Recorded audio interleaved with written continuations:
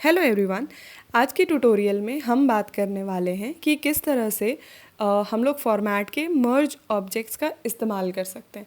ज़्यादातर complex shapes बनाने के लिए इसका इस्तेमाल होता है, बट क्योंकि बहुत सारे ऑप्शंस हैं तो थोड़ा सा कन्फ्यूजन है इस पर्टिकुलर चीज़ को लेके।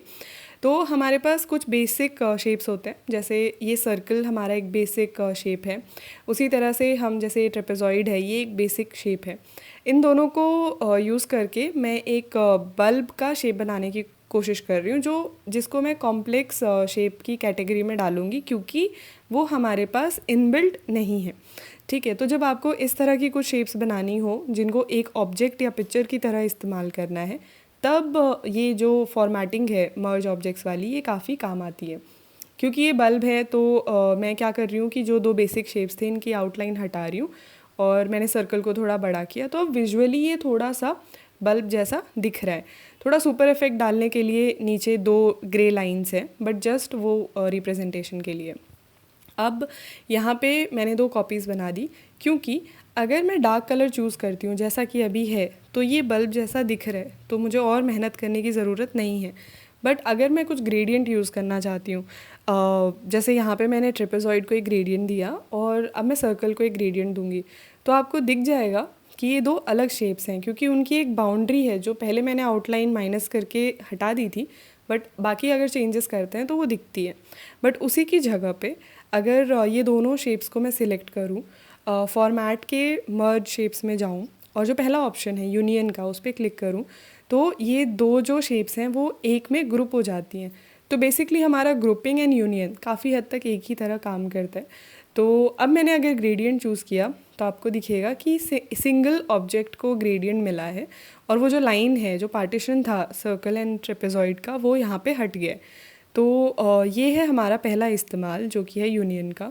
ज़्यादातर यूनियन की जगह पे मैं ग्रुपिंग प्रेफर करती हूँ, क्योंकि वो राइट क्लिक करने से आ जाता है। तो बट हाँ, ये ऑप्शन है तो इस तरह से यूज़ होता है। इसके अलावा हमारे पास जो ऑप्शंस हैं वो है कंबाइन, फ्रैगमेंट एंड इंटरसेक्ट। नाम से काफ़ी हद तक क्लियर हो जाता है कि ये क्या करते हैं। थोड़ा सा कंबाइन डिफरेंट है, क्योंकि कंबाइन हम लोग यूनियन की तरह एज्यूम करते हैं कि दो ऑब्जेक्ट्स कंबाइन हो जाएंगे, ऐड हो जाएंगे। बट यहाँ पे क्या होता है, आपके जो दो ऑब्जेक्ट्स हैं उनका जो ओवरलैपिंग पोर्शन है वो हट जाता है। जैसे आपको यहाँ पे दिख गया होगा कि ये वाला पोर्शन ओवरलैप हो रहा था, तो वो यहाँ पे हट गया था। जो मेरा सेकंड कॉपी है उसको भी मैं एक डार्क कलर दे देती हूँ। अब जैसा कि नाम है फ्रैगमेंट, तो फ्रैगमेंट में क्या होगा, जो ओवरलैपिंग पोर्शन था वो भी एक शेप बन जाएगी। तो उसको देखने के लिए हम क्या करेंगे, इस पूरे को सिलेक्ट करके एक आउटलाइन देंगे, क्योंकि फ़िलहाल आउटलाइंस नहीं है। तो यहाँ पे मैंने एक वाइट आउटलाइन दी है, तो आपको दिख जाएगा कि हमने दो बेसिक शेप्स रखे थे, बट यहाँ पे आउटलाइन डालने पे आपको तीन शेप दिख रहे हैं। एक सर्कल, एक ट्रेपेजॉइड का ओवरलैप सर्कल वाला पोर्शन, और एक नीचे। अब जो इंटरसेक्ट में मेरे पास था, ये ऑलरेडी पिछले स्लाइड का डुप्लीकेट होने की वजह से यूनियन है। मर्ज ऑब्जेक्ट्स इस कंडीशन में नहीं दिखेगा, क्योंकि ये एक ही ऑब्जेक्ट है। आपको एटलीस्ट दो सिलेक्शन करने पड़ेंगे। जैसे कंबाइन करने के बाद भी वो एक ऑब्जेक्ट बन गया, फ्रैगमेंट के बाद तो ये तीन ऑब्जेक्ट्स हो गए। तो फिर मुझे वापस जाना पड़ा और मैंने यहाँ से इसको कॉपी किया और हमारा यहाँ पे हम इस्तेमाल करेंगे। अब जैसा कि नाम है इंटरसेक्ट, जो पोर्शन ओवरलैप हो रहा है वो यहाँ पे रहना चाहिए, मतलब दैट्स व्हाट वी गेस। तो यहाँ पे हमने इन्हें सिलेक्ट किया, हम फॉर्मेट के मर्ज शेप्स में गए, एंड हमारा यहाँ पे फोर्थ ऑप्शन है इंटरसेक्ट का। तो जैसा कि हमने गेस किया था, वो यहाँ पे ओवरलैपिंग पार्ट रह गया, जो कि हमारे कंबाइन से काफ़ी उल्टा है।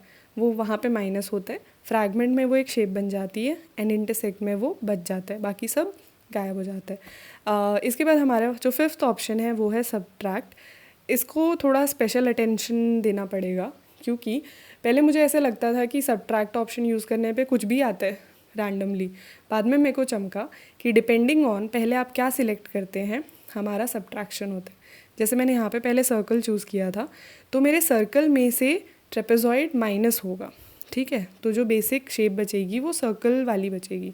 अगर मैं पहले ट्रेपेजॉइड सिलेक्ट करती हूँ और फिर सर्कल सिलेक्ट करती हूँ, तो यहाँ पे ट्रेपेजॉइड में से सर्कल माइनस होगा। इतना सा ही डिफरेंस है। बट पहले यूजुअली मैं रैंडमली कुछ भी सिलेक्ट करती थी एंड कुछ भी शेप बन जाती थी। बाद में सच में बाद में चमका कि ये ऐसे होता है, इसीलिए मैंने इसे पूरा स्लाइड दिया है। तो यहाँ पे हमने देखा यूनियन करने से हमारा ग्रुप हो जाता है, कंबाइन में ओवरलैपिंग गायब होती है, फ्रैगमेंट में वो रहती है और इंटरसेक्ट में वो रहती है। उसके अलावा सब्ट्रैक्ट में डिपेंडिंग पहले आपने क्या सिलेक्ट किया था दूसरा उसमें से माइनस हो जाता है, तो आपको अलग अलग तरह की कॉम्प्लेक्स शेप्स मिल जाती हैं जो कि आपके बेसिक शेप्स में नहीं होती हैं। तो इस वीडियो के लिए हमारी तरफ से इतना ही, काफ़ी छोटा सा वीडियो था, बट एक्चुअली मर्ज ऑब्जेक्ट्स तब फ़ायदेमंद होते हैं जब आप बहुत अच्छे से विजुअलाइज कर पाएँ कि आपको किस तरह का एंड शेप चाहिए और आप क्या बनाना चाहते हैं।